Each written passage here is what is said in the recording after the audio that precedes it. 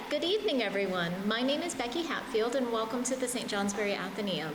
For those of you who know me, I am the youth service librarian here, and this is part of our summer reading program. So this is kind of one of our big events, and our summer reading program is for our youth as well as our adults. So if you guys are interested, come see me afterwards. But I'm most excited to come share with you our visiting author today. So I have over here Sara Martin, and Sara Martin's going to talk to you a little about her books. Her books that take a little bit of fantasy and a little bit of the White Mountains and mix them all together. And what a great way to share this with the wonderful of having some mountains in the background.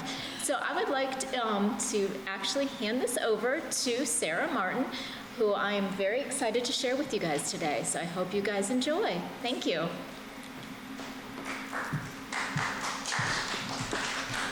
Hello.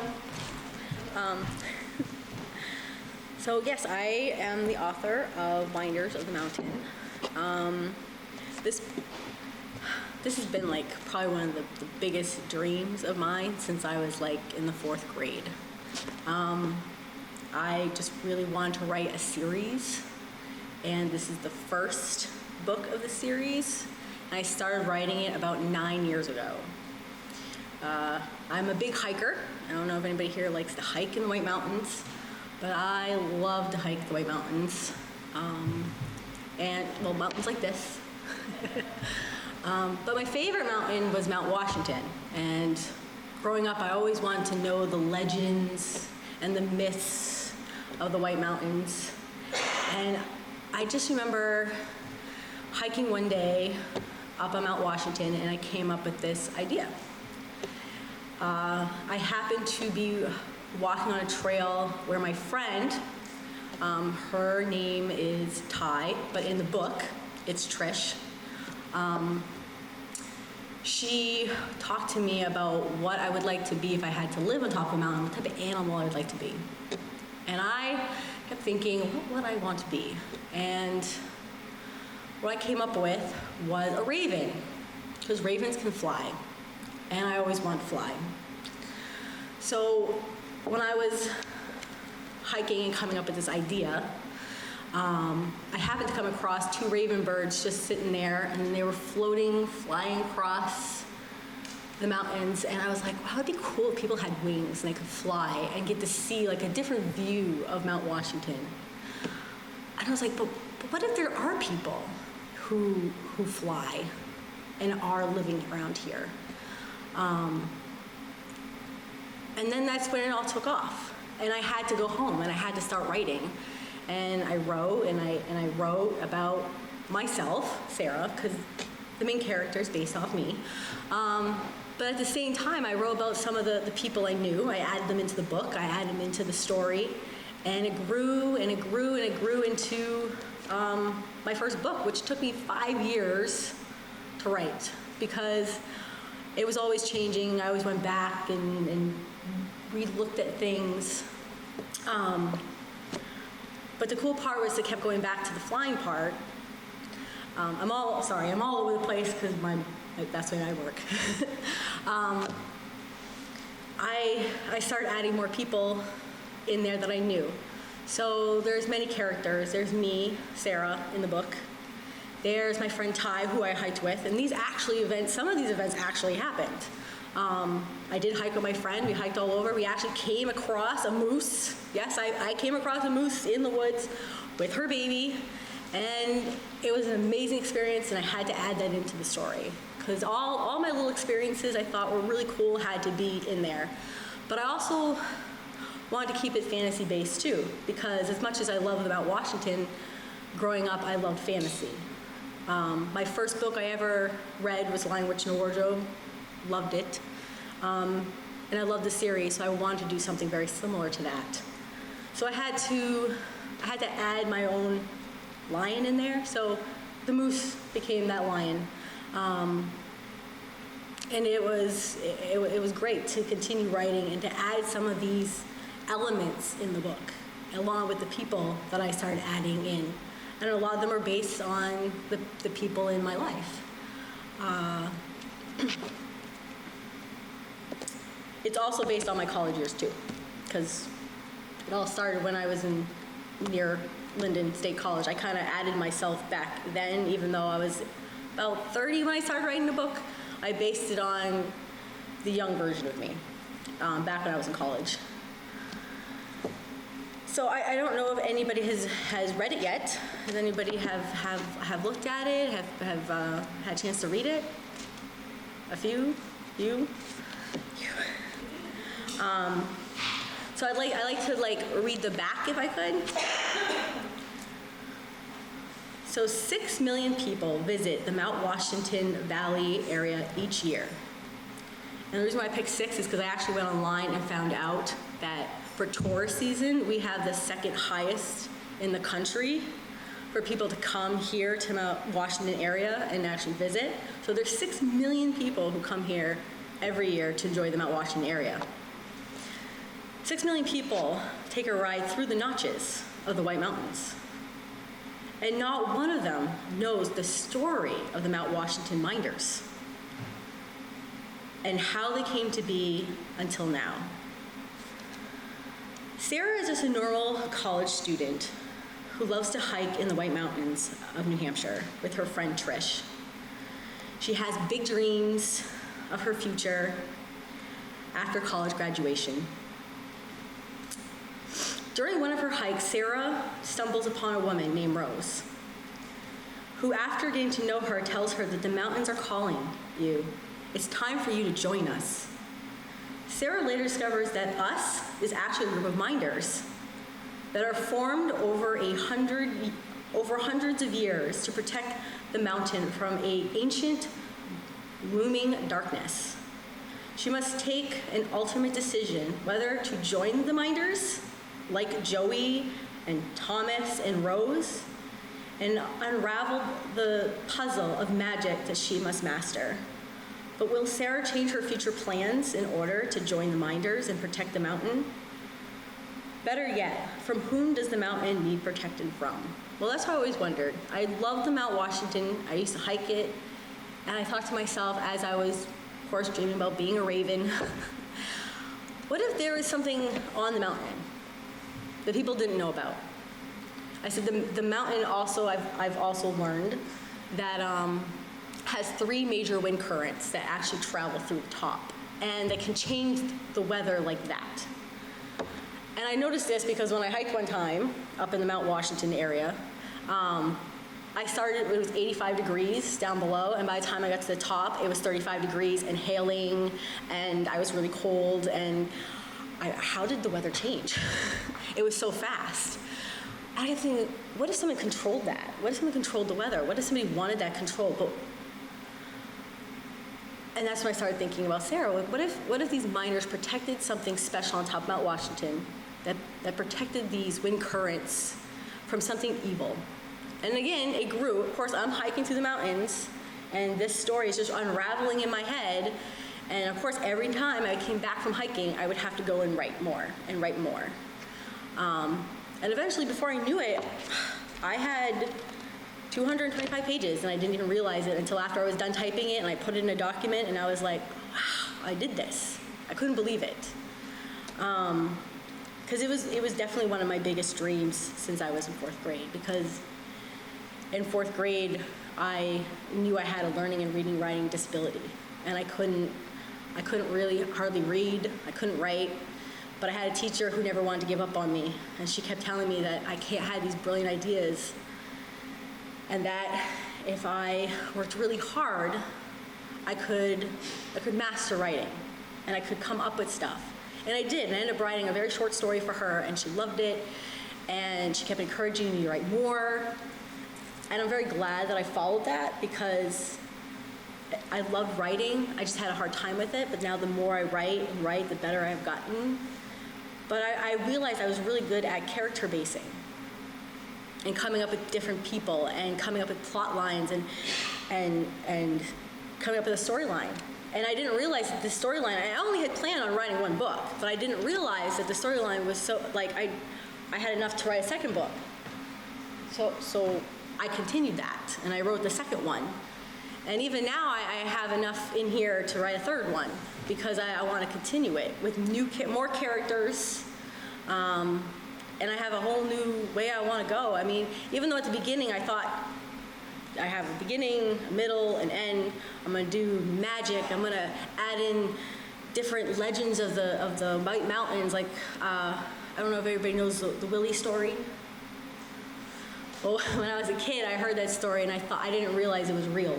I thought someone had made that up. I'm like, how is it the building stood, but 9 people lost their lives? I'm like, that's just, why wouldn't they go back in the house? Like, this can't be real, you know, until I went and visited later on and I realized that really happened. Like, but what if it was part of something bigger? Like, that's what I kept wondering. Like, what if this is part of something bigger? And so I added that into my story. I had to add all these little things to my story. So when you read the book, it's not just based on some things that I know, like my life. It's based on the trails that I've been on, some of the experience I've had. It's based on some of the fantasy stuff that I love, because I've loved fantasy since I was a kid. But it's also based on some of the legends. And I've had people who started reading it and was like, I was there. I could see myself like being on the trail and seeing that. And I know the Willie story, and I know this story. I know what happened with this. And it felt good to know that when people read it, they can actually put themselves in there because they know the area. But they're like, wow, it's really cool to think that there could be miners up there who are flying around protecting us, but we can't really see them because they live in the mountains. That there's a moose that's magical who help people. I used to get really interested in the trail angels they used to say that used to live on top of Mount Washington. I was like, trail angels? Really? There's really trail angels up there?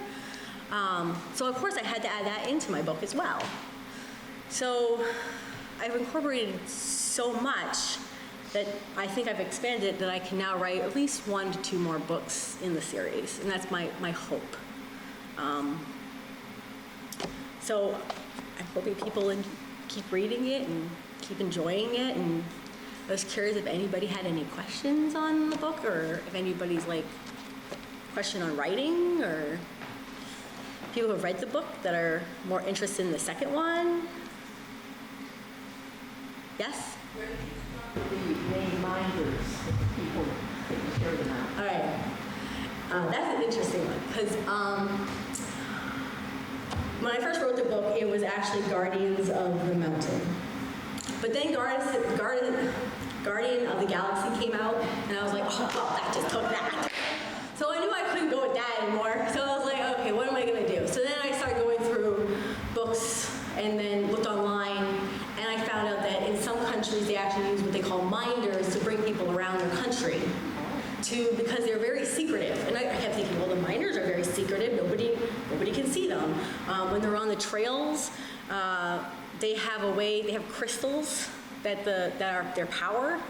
And so if they went up to like a tree, they could touch it and hear the heartbeats of anybody that could be around them, so they know to hide. So I knew that they were already very magical, so I kind of was like, Minders of the Mountain, just 2 M's, it just sounded really good.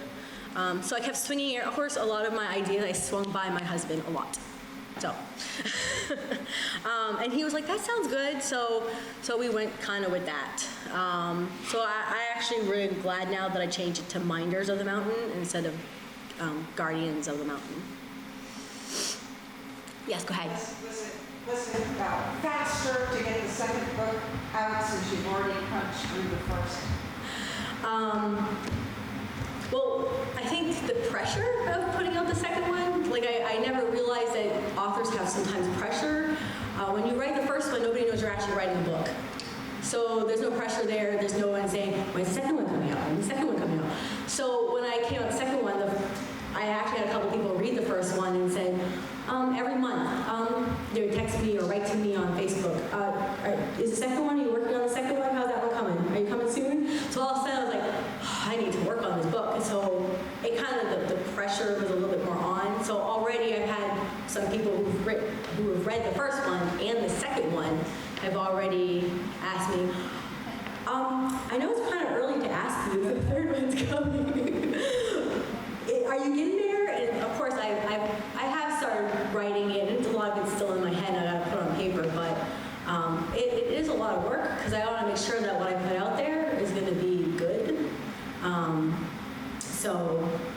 So yeah, that one took me only 2 years compared to the 5-year one.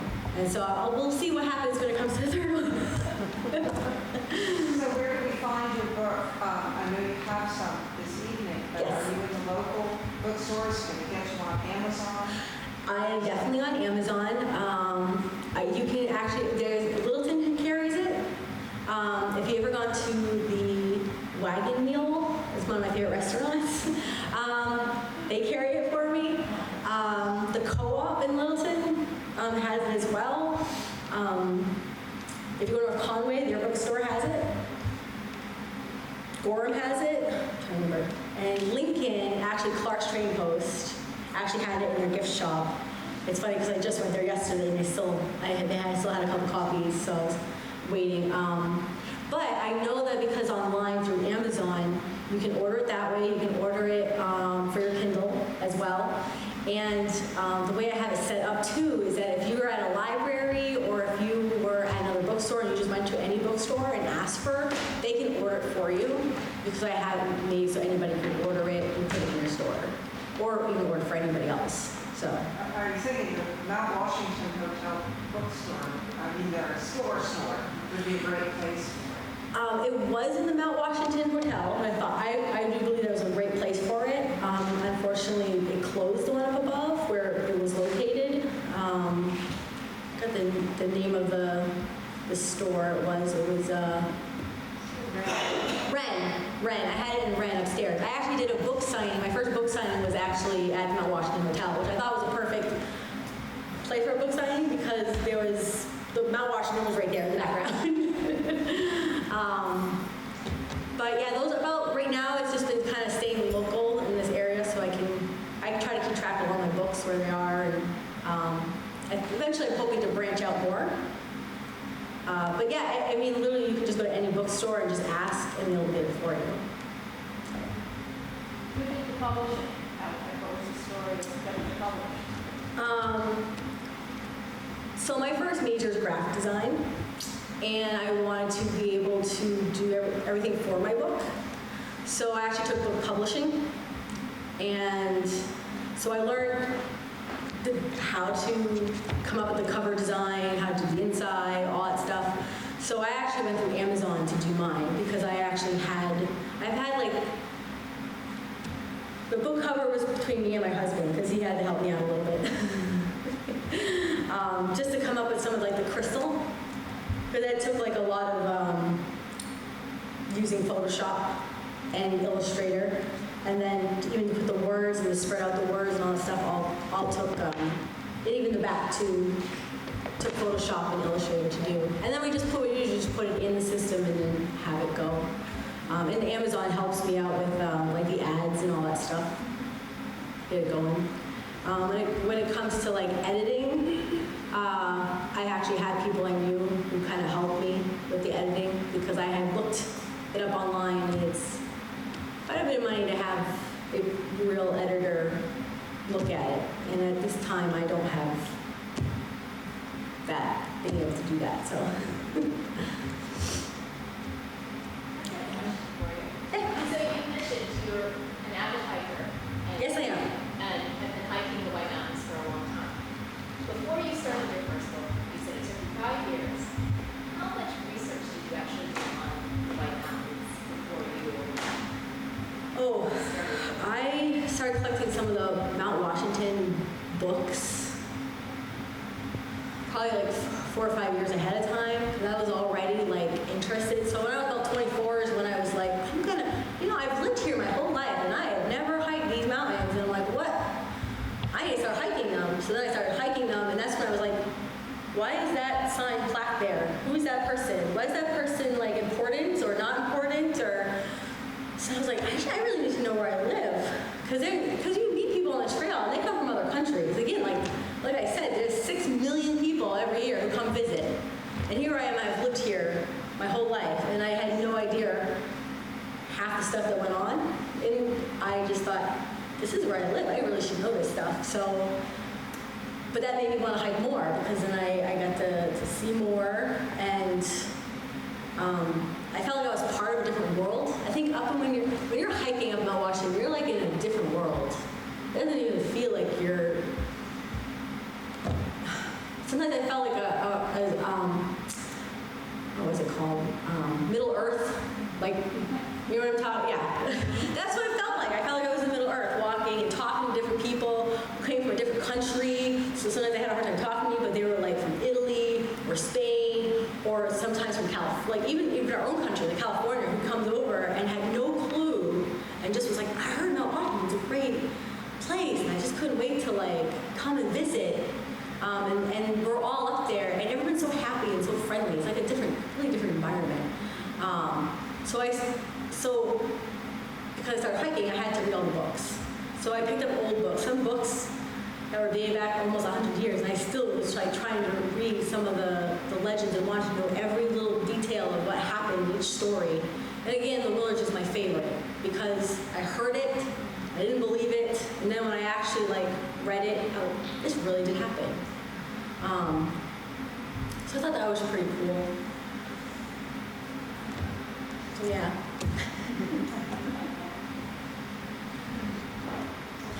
Go ahead. You mentioned trail angels. So is there a legend behind trail angels on Mount Washington? I never heard that. And how they incorporated into the book. Oh boy. Okay. So, trail angels are lost souls from top of Mount Washington.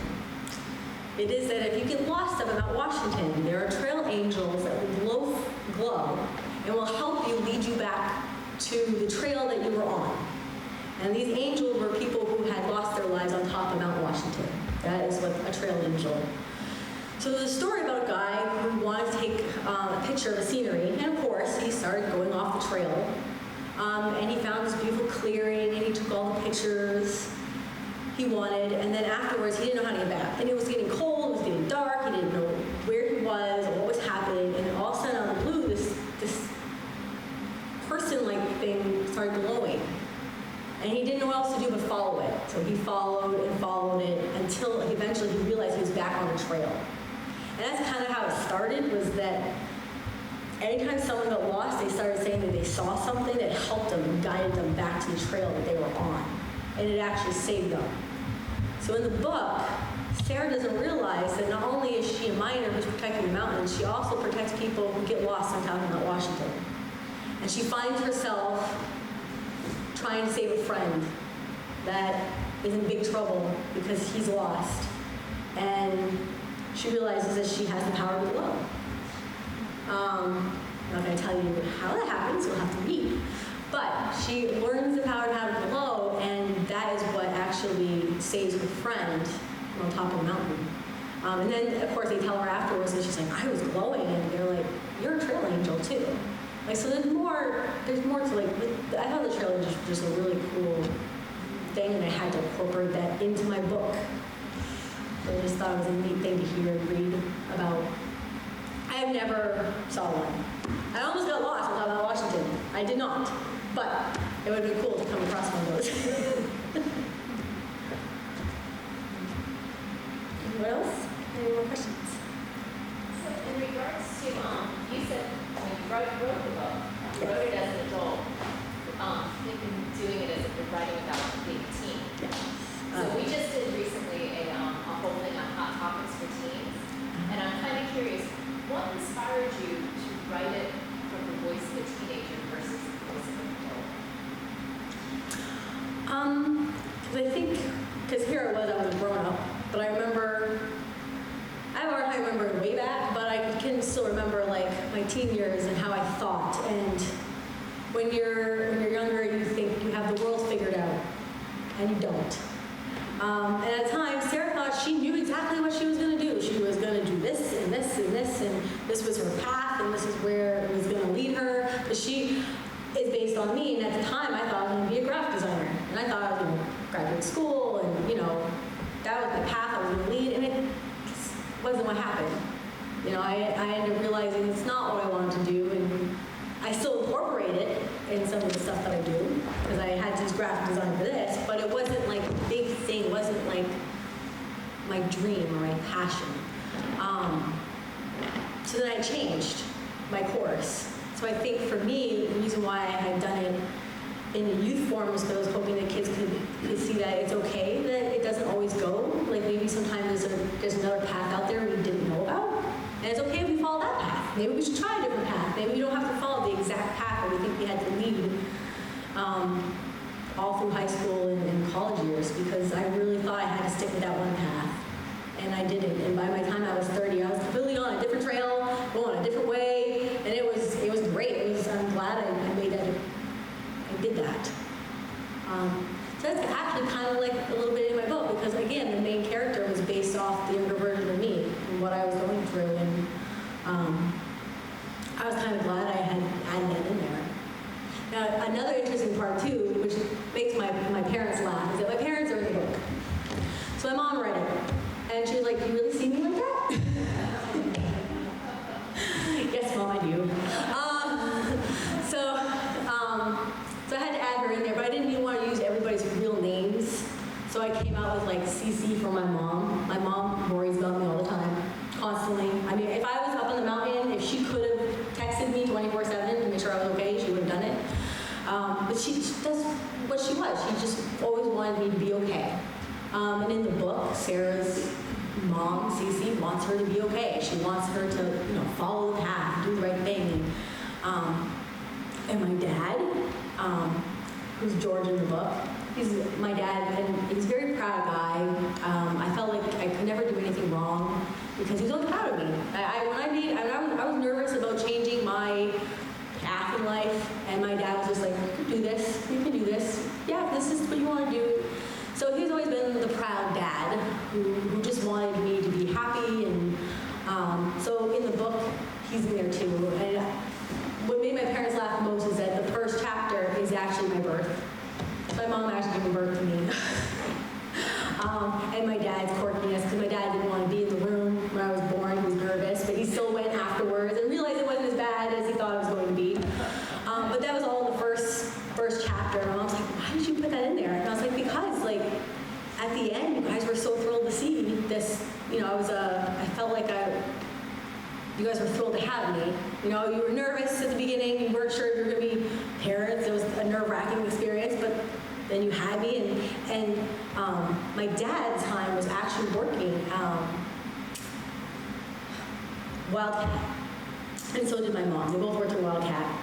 And my dad worked on the gondolas. He would send them up the chute. So one of the guys thought it'd be a great idea to actually, when I was born, to go up and write my name on a rock. So back in the 80s, if you saw a name that said Sarah, and it said 1980 underneath it, that was me. And underneath one of the other gondolas it says "Hi Kirk." That was my dad. I guess they like to write to each other on the gondolas. I don't know.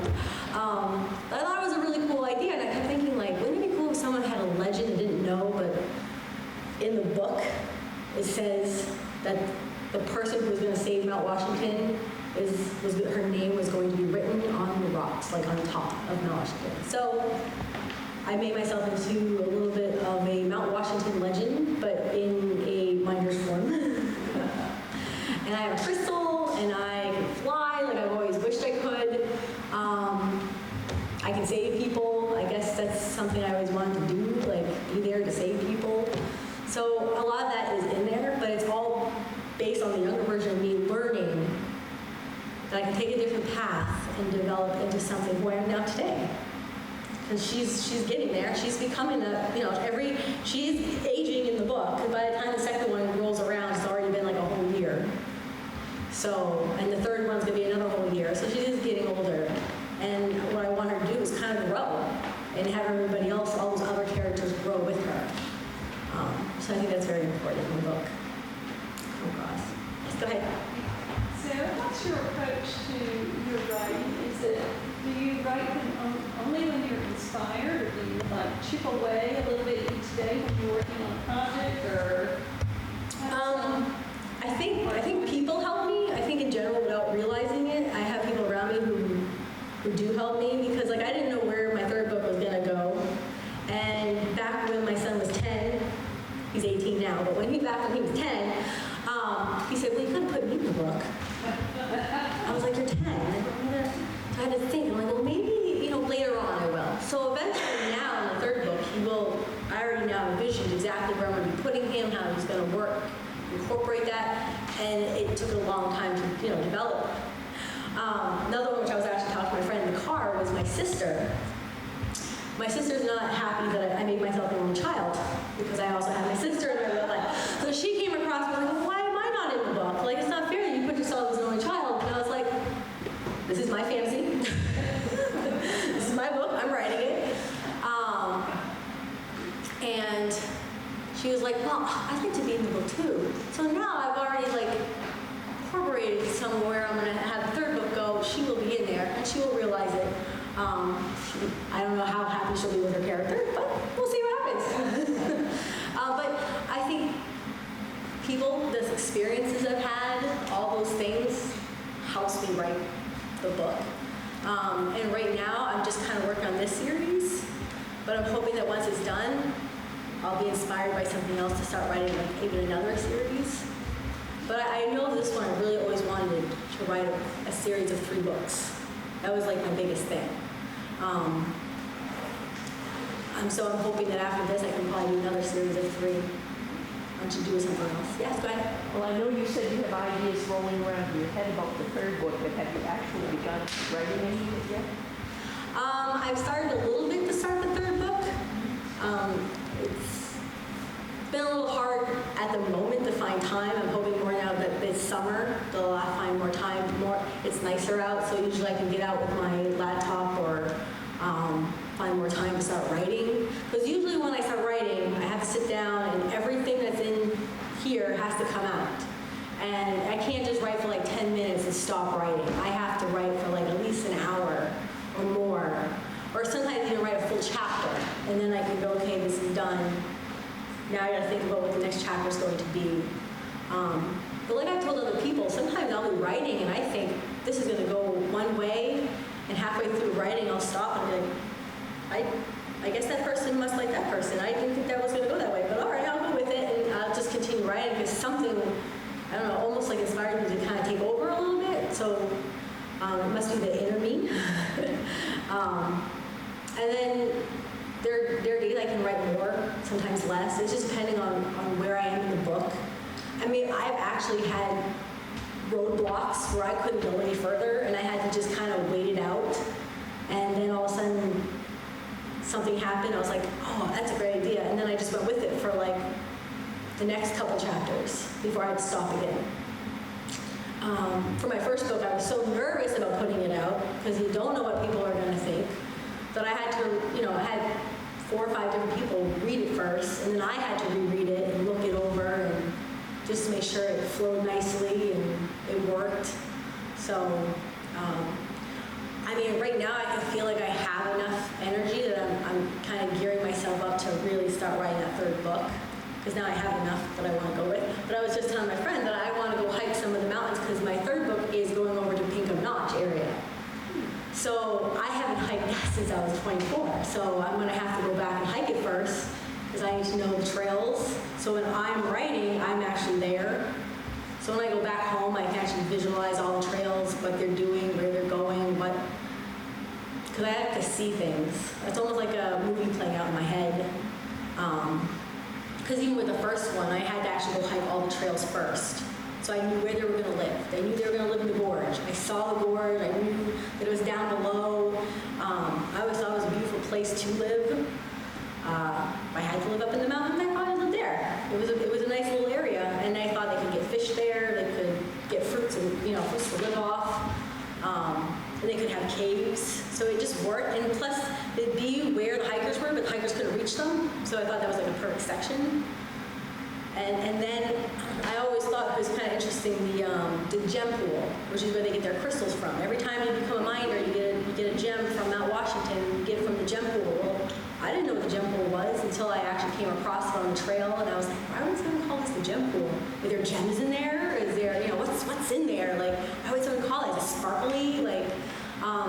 And that's where I decided that's how they were going to talk to Mount Washington. That's how they were going to be able to communicate with him and with this thing inside of Mount Washington. And that's how that kind of sparked that.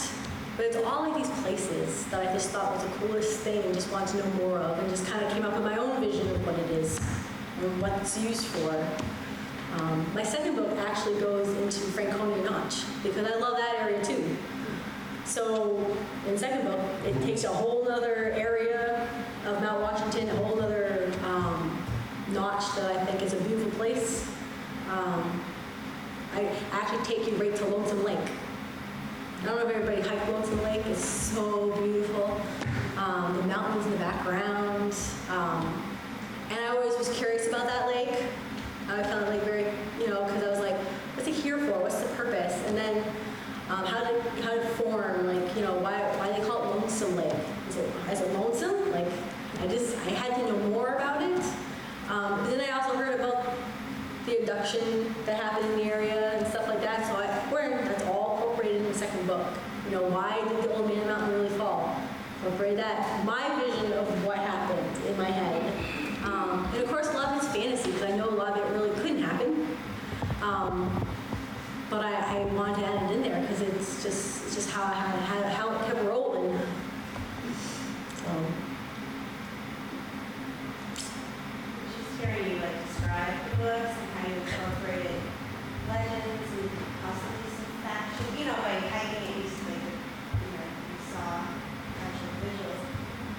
And I think reading it, not only is it fun, it takes you on this fantasy and, heightens the imagination, but also would make me curious, to go hiking, you know what I mean? It made me curious to I really want to hike these trails, and I want to find out what myths and legends have some factual basis. So it makes the mind not only going to your fantasy, but also sparks interest in actually exploring the trails.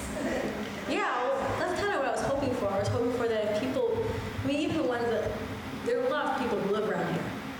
But I kept thinking, for people who have no idea and come here, it'd be cool for them to know something like that, because then they're going to be like, ooh, this is kind of cool.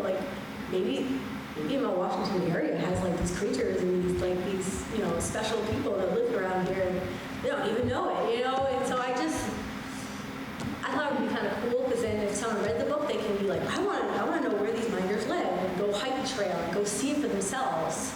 I had someone who I knew read it, and I actually hiked up the trail with them, and I was like, this is this, and this is, and she was like, oh, so that's where you get that from. And it was really cool to show somebody where I got my ideas from, just to see the trails, all the different trails that I've been on. But I think it's fun to hike.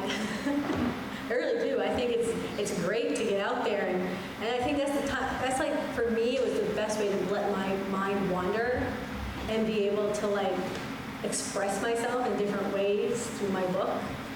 Because it's about me. It's about the younger version of me, but it's also the fantasy part of me and where I grew up and the area I love. Because I don't think I'll ever leave here. I grew up here. I love here. I'll stay here. I'll visit other places, but I'll stay here. So this is just a very exciting project for me. So do you have a spot when you get ready for that you go to in the mountains that inspires you the most? Well, usually if I really want to, I hike up to Mount Washington itself, the top, because along the way there's the trail between Mount Washington and the top of Mount Washington and the Lake of the Clouds, and I used to just keep turning around. My friends we're never going to get to the top, Sarah. But I just had to keep turning around, looking at the view, and I just thought it was just so beautiful that I think I get more inspired by that type of view, especially when there's not as many clouds. When you get to the top of Washington and there's clouds, you are in the clouds, and you can't see anything anymore. But on clear days or when there's just a little bit of clouds, it's really great because then you can just sit and I would just sit and just think or look around. And then sometimes if I was thoughtful, I would actually bring something with me so I could write some ideas down. I'm always scared that I'm going to forget. If I'm on top of my Washington, I'm oh, this would be a great thing to add to my book. I need to hurry and write it down. I don't forget. Because for the most part, when I write, I actually have to like visually play it out. So I'll play it out first, and then I'll sit down and write it. But at the beginning, before I even write a series, I always write out all my main characters first, about them, what they look like, the big points of what I'm hoping for to get out of the book, the start of the book, the climax of the book, how it's going to end, and how each chapter has to end with so much excitement that it's going to make the person go, oh, I need to read the next chapter. So I always have to make sure that they want to go to the next chapter. And sometimes people are like, sorry, I read your book in like one day. I'm like, well, I'm sorry. She was like, you just left the chapter where I had to figure out what happened and had to go to the next chapter. And I said, that was my goal. So I succeeded. And then there's people like my aunt who reads and no matter what says, no, I put it down. I'm reading one chapter at a time. It's really good. I need to bring it in. Okay. So everybody reads differently, and I'm trying to like write for all different types of people, which is fun. Go ahead. Did you write for a certain age group? Is this book more for young people or?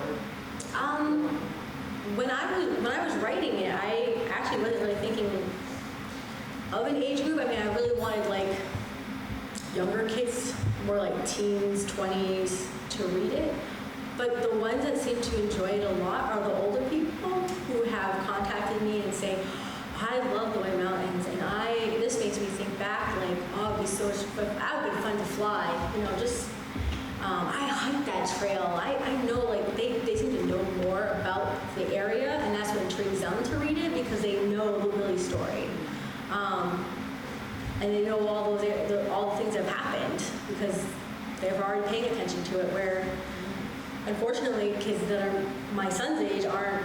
I can tell my son all I want. Like, ever heard about the Willies? So eventually I will learn. You know what I mean? So I'm kind of hoping that I can get them to read it and go, oh, I want to hike that.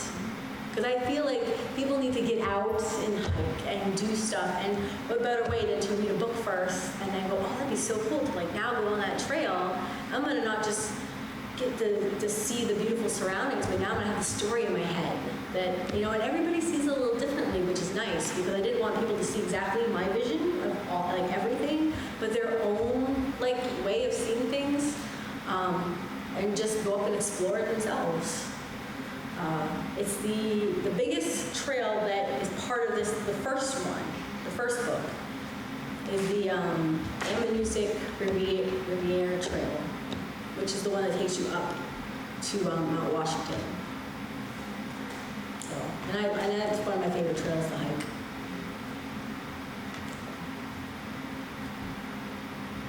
Other questions? Go I ahead. was going to ask why he is in the book.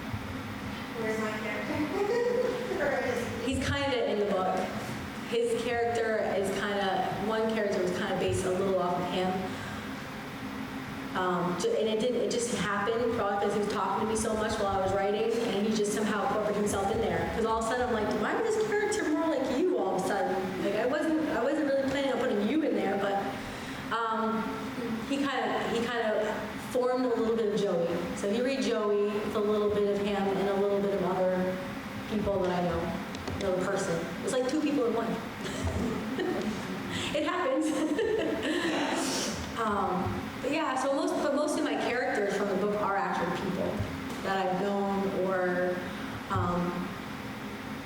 have met in some way or or family. Even somebody who I might have not been actually friends with, who I've actually known. Like, there was one person I was actually in high school that I thought was a really cool person. I kind of incorporated her in there. So it's kind of cool to just kind of add people along the way that I get to know. Else? Sorry. Any more questions?